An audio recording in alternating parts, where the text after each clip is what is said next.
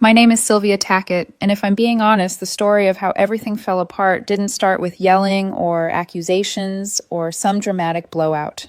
It started with something much quieter: silence. The kind of silence that hums underneath the surface of daily life too subtle to notice, until it suddenly isn't subtle anymore. It was the silence of someone typing on their phone, quick, secretive taps, accompanied by a tiny smile they didn't realize they were making. A smile that disappeared the moment your eyes drifted toward them. That's how it was with Lucas. We'd been together for 2 years, enough time to build routines, to talk about adopting a dog, to daydream about moving somewhere with a balcony and natural light. Enough time to believe you understood the person beside you. But in those last few weeks, something shifted. We'd be sitting on the couch, my legs tucked across his lap, a movie playing that neither of us really cared about, and I'd feel it. The faint vibration of his phone against his thigh. The way he'd adjust his body a fraction of an inch to shield the screen. The way he'd lock it instantly if I happened to glance in its direction. I told myself I was imagining things, that I was being paranoid, insecure, whatever label people love to put on women who sense something before it's spoken aloud. I wanted to be the cool, trusting girlfriend. The modern woman who didn't spiral just because her boyfriend had friends, especially female ones. But the geography of our relationship was changing, and deep down I already knew it. The new epicenter of his world was a woman named Jade, someone from his fitness class, someone he talked about casually at first, then regularly, then constantly. She had a great sense of humor, a super-driven vibe, and apparently an endless supply of late-night parties hosted by her tech startup friends. I wasn't excluded from these invitations, I was just softened away from them. It's mostly her work crowd, Lucas would say. They can be kinda intense. Like, you probably wouldn't enjoy it. He always said it gently, but it still landed like a dismissal hidden behind a smile. I tried brushing it off. Our relationship wasn't built on jealousy. Trust was foundational, at least that's what I kept telling myself. One Tuesday evening, he was in the kitchen chopping vegetables while I scrolled through rental listings pointing out apartments with floor-to-ceiling windows and imagining what our mornings might look like there.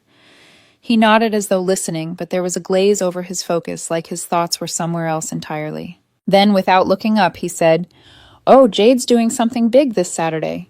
A rooftop party at her building. Her place has insane city views." "That sounds fun," I said. "What's the vibe?" He shrugged. "Mostly her tech scene people. Startup types. You can come if you want, obviously, but you'd probably find it boring." There it was again. That "you can come, but you shouldn't" tone. A gentle shove to the sidelines.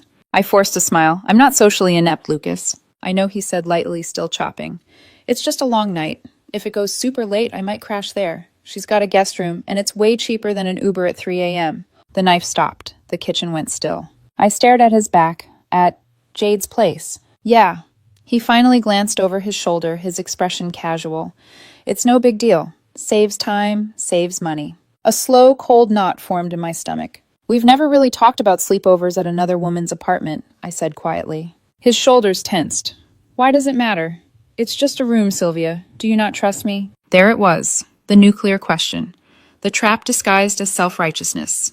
The accusation that turns the concerned partner into the villain. "It's not about trust," I said. "It's about respect. Respect for our relationship. Spending the night at another woman's place is a boundary for me." He let out a short laugh, sharp, dismissive. "It's 2023. Men and women can be friends without it being weird." Of course they can. But they don't usually have sleepovers when one of them is in a committed relationship. His jaw tightened. "You're overreacting." I folded my arms tightly over my chest. "Lucas, this isn't a gray area for me. This is something I'm telling you makes me uncomfortable." He finally set the knife down, turning to face me fully, and something in his eyes had shifted harder, colder. "Well," he said, each word clipped, "if I want to stay over at a friend's place after a party, that's my choice. Trust me or don't." The ultimatum hung in the air like a blade. He didn't shout. He didn't say it dramatically. He said it with the kind of confidence that comes from believing you're untouchable, that your partner will fold rather than walk away.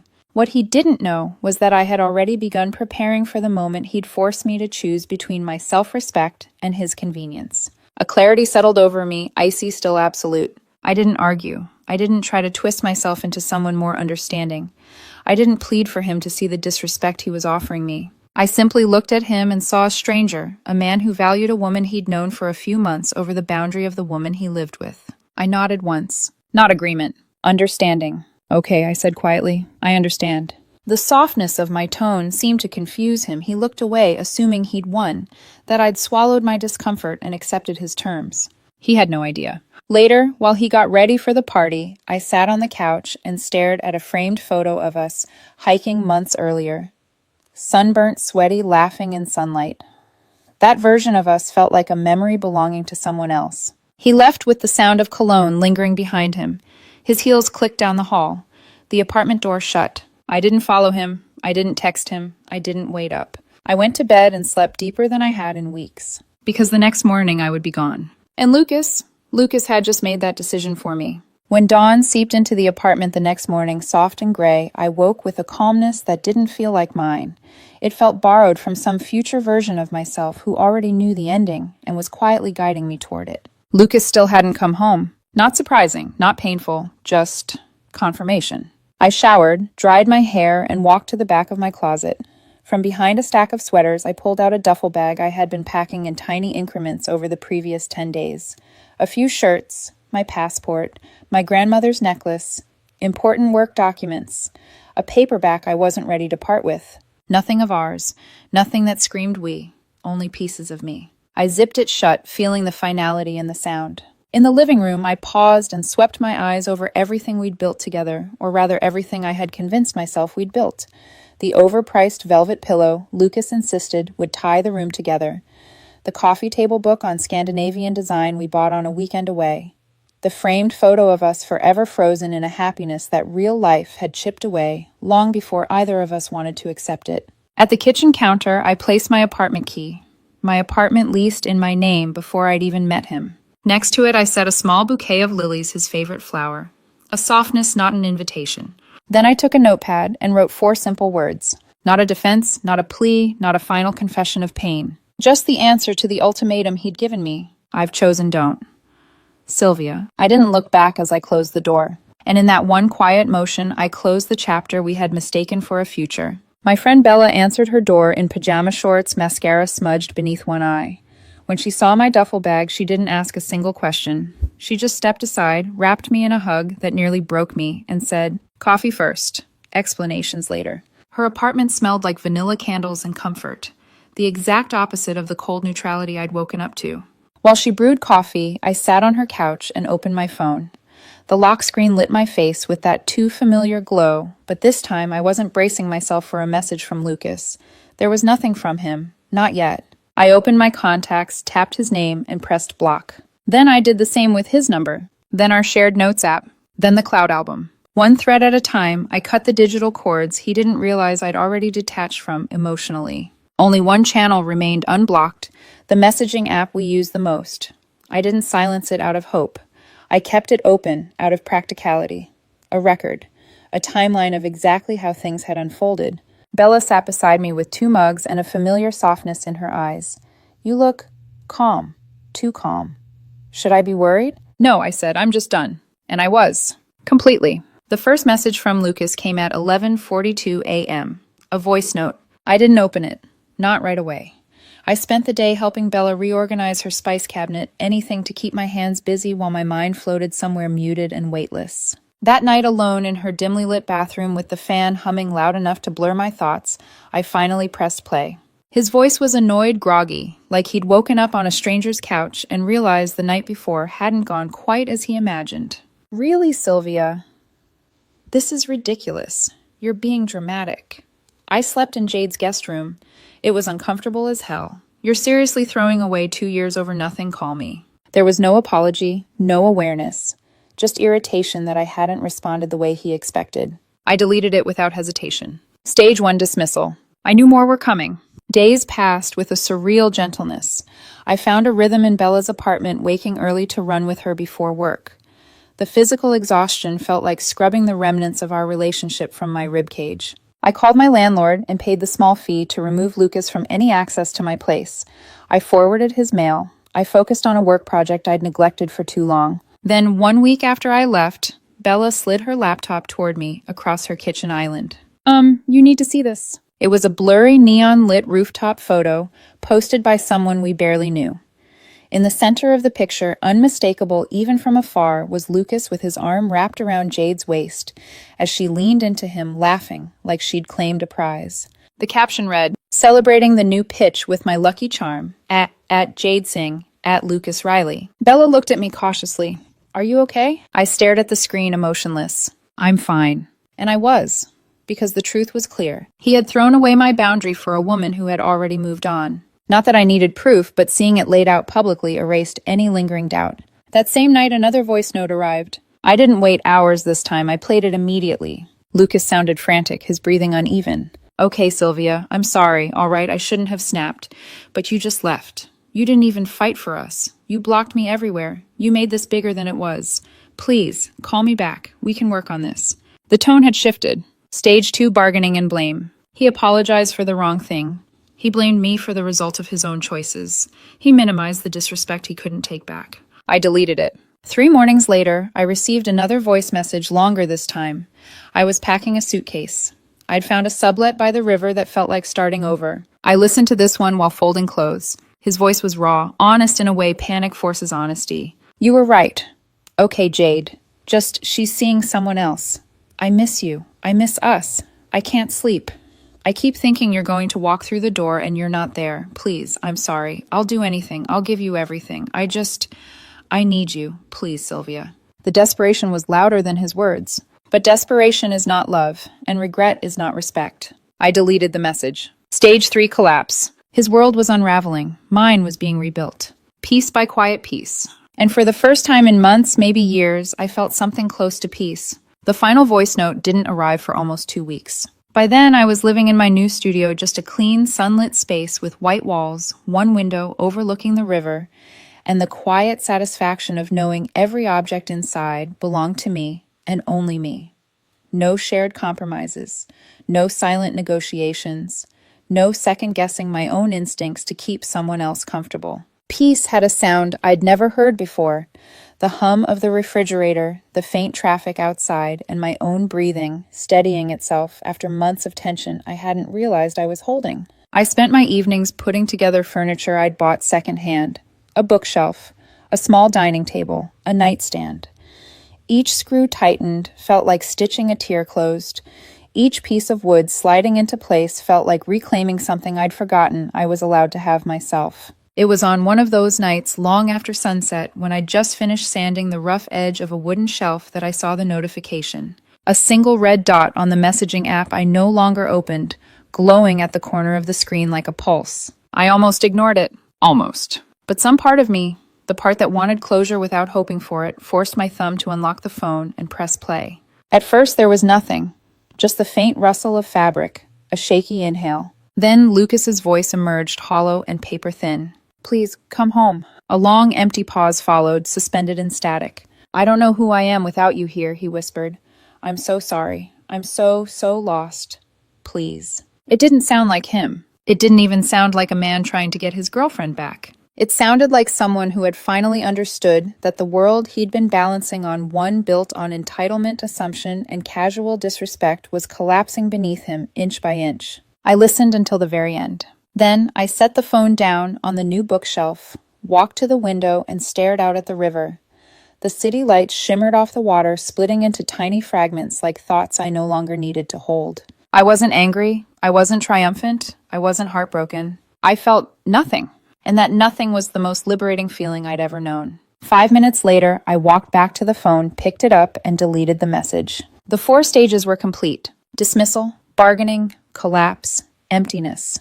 But none of them belonged to me. They were his journey, not mine. 6 months is not a long time, but it can be an entire lifetime if you're rebuilding one piece at a time. My studio by the river became home in the quietest, most beautiful ways. The bookshelf I assembled that night was no longer empty.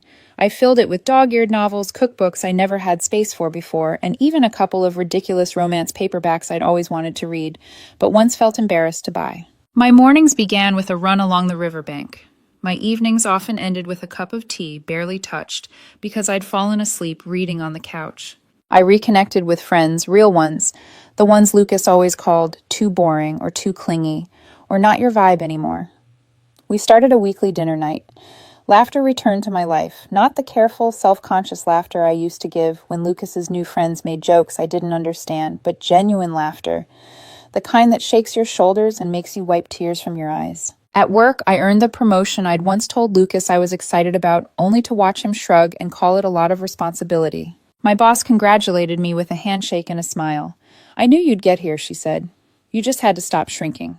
I hadn't realized how much I'd been shrinking, how much space Lucas had taken up without even noticing. Peace didn't just come back, I grew into it. Bella called it my post-traumatic glow-up. I called it breathing. Through stray whispers from mutual acquaintances, I heard snippets of what happened to Lucas after I left. Not because I wanted to know, but because life has a way of placing certain truths at your feet, whether you asked for them or not. He moved out of the apartment he couldn't afford alone. He couch-hopped for a while, then eventually moved in with a coworker. Jade publicly went official with someone else, an architect from her company, handsome and social media polished. The kind of man who would have been her lucky charm in that rooftop photo instead of Lucas. Lucas's once busy Instagram went silent. His friends, the ones who loved the late-night parties and endless rooftop drama, drifted away. Not because they disliked him, because that world moved fast and he couldn't keep up without the shine of Jade's attention. Everything he'd built his identity around dissolved in front of him. But I didn't feel vindicated. He wasn't my responsibility anymore. He was simply a consequence walking around in human form. I went months without hearing his voice, months without his name crossing my mind, except in passing moments like recognizing a street you once lived on and then forgetting about it. And then one morning, the world decided our paths would cross again. It was a Sunday. The sky was the kind of clear blue that feels like renewal. I had just finished a long run and decided to treat myself to a latte at The Grind, the coffee shop Lucas and I used to visit back when things were simple before secrecy, before Jade, before ultimatums, masquerading as empowerment. I still went sometimes. They roasted the best beans in the city. I stood at the counter reading a newsletter on my phone, waiting for my name to be called.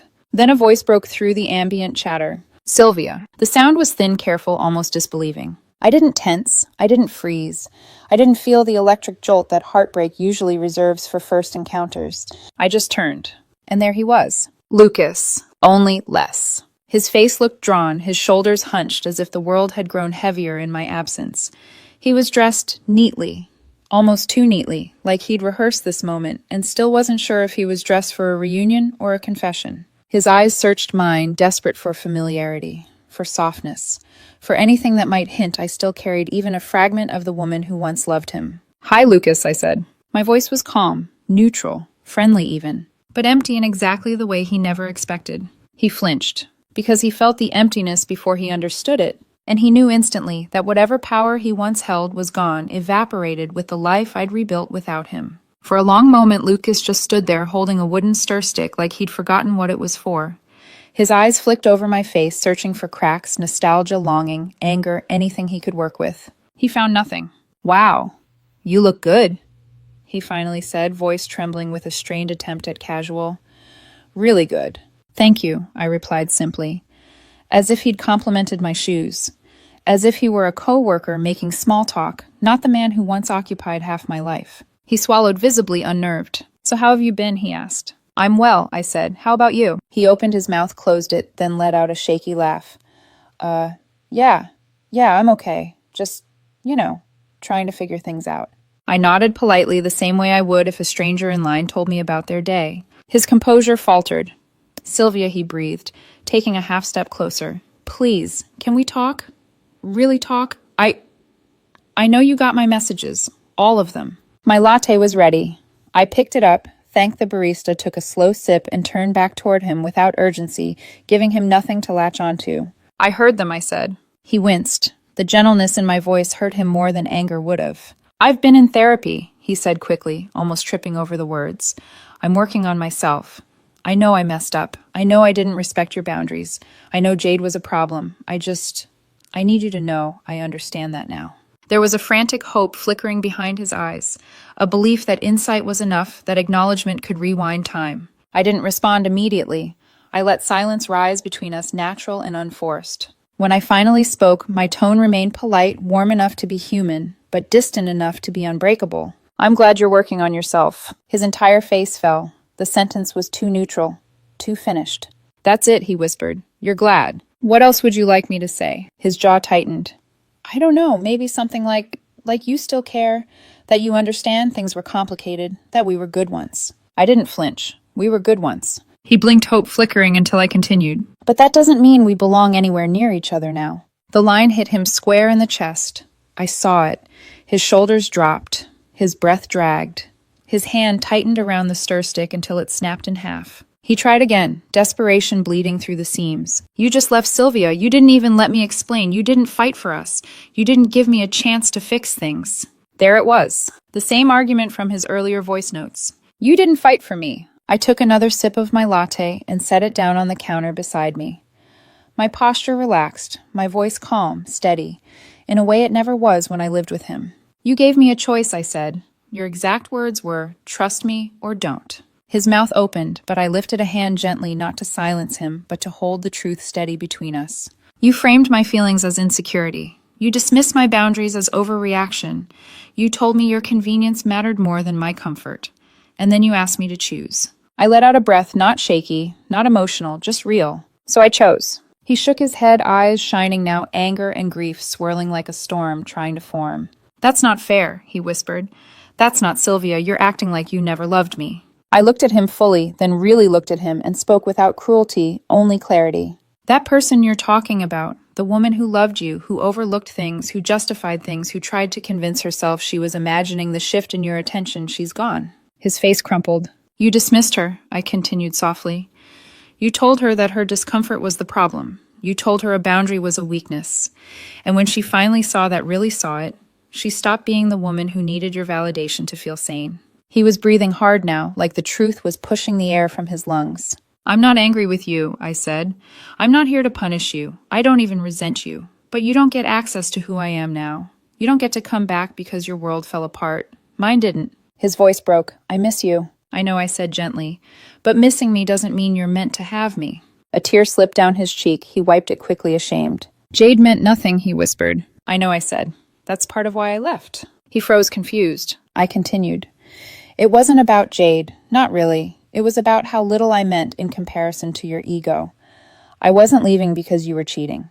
I left because you didn't care whether something hurt me unless it hurt you first. His breath hitched. I'm not the consequence to your actions, Lucas, I said quietly. I'm the conclusion. He stared at me, stunned and hollow. I picked up my latte again, ready to leave. Take care of yourself, Lucas. He reached out, not to touch me. Just a small, instinctive movement, like his body reacting before his mind understood there was no contact to be made. Sylvia, please. But I was already turning, already walking toward the door, already free. The bell above the cafe entrance jingled softly as I stepped out into the sunlight. Warm air brushed my skin, smelling faintly of roasted beans and fresh pavement. I didn't wonder if he was watching me leave. I didn't picture him breaking down behind me. I didn't replay the scene in my head to find sharper lines or deeper wounds. My life was no longer orbiting him. It hadn't been for a long time. I walked down the sunlit street toward the river, latte in hand, heart steady and quiet. The world moved around me. Cars, conversations, laughter, drifting from open windows, but internally, everything was still. Peaceful. I thought about the book waiting for me on my balcony. I thought about the project I was excited to start Monday morning. I thought about who I'd become, not despite what happened, but because I finally let myself leave what didn't feel like home. The memory of Lucas's face, devastated, realizing he held no power left, appeared for a split second, then dissolved, weightless, meaningless. He once asked me to choose between trusting him and trusting myself. And I chose. Not him, not us, myself. And that choice didn't